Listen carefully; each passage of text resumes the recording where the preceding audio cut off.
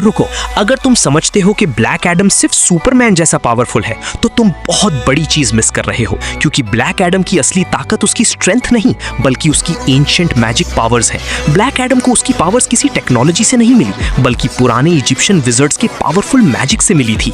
इसी वजह से वो डीसी के सबसे डेंजरस कैरेक्टर्स में से एक माना जाता है। लेकिन सबसे हैरान करने वाली बात यह है कि ब्लैक एडम अपनी पावर सिर्फ स्ट्रेंथ से नहीं बल्कि अपनी विल पावर से भी और डेंजरस बना देता है। इसीलिए उसके दुश्मन कभी नहीं जानते कि उसका अगला अटैक कितना पावरफुल होगा, और जब ब्लैक एडम गुस्से में आता है तो पूरा बैटलफील्ड उसकी लाइटनिंग से कांप उठता है। शायद इसी वजह से डीसी यूनिवर्स के सबसे पावरफुल हीरोज भी उससे टकराना पसंद नहीं करते। उसकी स्पीड, स्ट्रेंथ और लाइटनिंग तो सब जानते हैं, लेकिन बहुत कम लोग जानते हैं कि उसकी पावर्स मैजिक पर बेस्ड हैं, और डीसी यूनिवर्स में मैजिक कई बार नॉर्मल सुपर स्ट्रेंथ से भी ज्यादा डेंजरस होती है। इसीलिए ब्लैक एडम से लड़ना इतना आसान नहीं, क्योंकि उसके पास सिर्फ ताकत ही नहीं, हजारों सालों का एक्सपीरियंस भी है। और शायद इसीलिए उसके हर अटैक में सिर्फ पावर नहीं, सदियों का तजुर्बा भी छुपा होता है। कुछ फैंस का मानना है कि अगर ब्लैक एडम अपनी लिमिट्स तोड़ दे तो उसे रोकना बहुत मुश्किल हो सकता है, और इसी वजह से उसका नाम सुनते ही कई पावरफुल हीरोज भी पहले स्ट्रैटेजी सोचते हैं, फिर लड़ाई।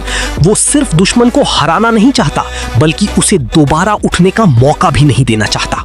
जब मैजिक और गुस्सा एक साथ मिल जाए तो उसका नतीजा कितना खतरनाक हो सकता है, इसका अंदाजा लगाना भी मुश्किल है।